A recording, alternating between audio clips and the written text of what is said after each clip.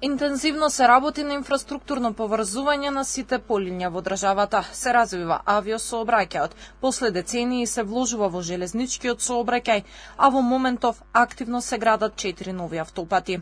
За граѓаните од особено значење се новите авиолинии кои веќе сообраќаат и оние што се во најава.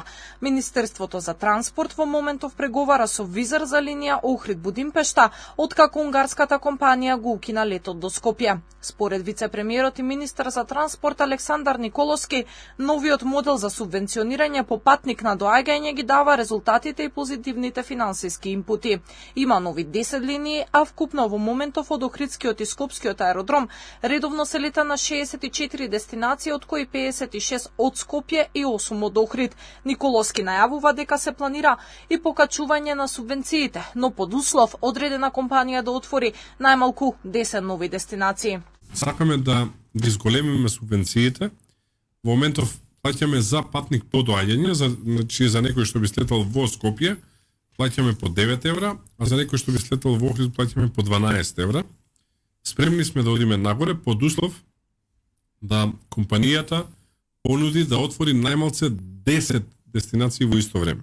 Со засилена динамика се градат патиштата. Николовски вели дека граѓаните се сведок на завршените проекти во изминативе месеци, а во овој момент се работи на изградба на 4 автопати, односно по изборот на изведувач на делницата Кичево-Букојчани, ќе има отворен фронт за работа на 5 автопати. Една од главните кочници во минатото за изградба на патиштата беше заглавината експроприација. Според Николовски, оваа влада експроприрала 5 пати повеќе парцели отколку претходната за 2 години, само на коридорите 8 и 10. Она пак што со години македонскиот бизнес го алармира е неопходноста од функционален железнички сообраќај.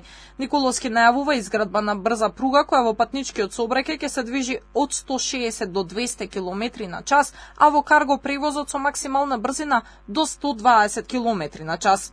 Николовски најавува и модернизација на железничките станици во државата кои се оставени на заборав на времето. Но каргото со 120 км ќе значи дека државата ќе се поминува за помалку од час и пол, што многу ќе значи за развој на трговијата и очекувам тоа да е златната кокошка на македонската економија. За новата железничка во Скопје, што популарно се нарекува, ќе зборуваме за брзо. Во однос на изградба на пругата со Бугарија, вице-премиерот вели дека кочницата е источниот сосед кои даваат политички изјави наместо да градат. Бугарија испратила драв договор за изградба на третата фаза, меѓутоа не се согласувале на средба на која би требало да се испеглаат разликите и забелешките кои ги има нашето министерство. Од домашна страна, завршена е првата фаза на пругата Куманово-Белјаковце, а идната година се најавува дека ќе се заврши и втората фаза до Крива Паланка.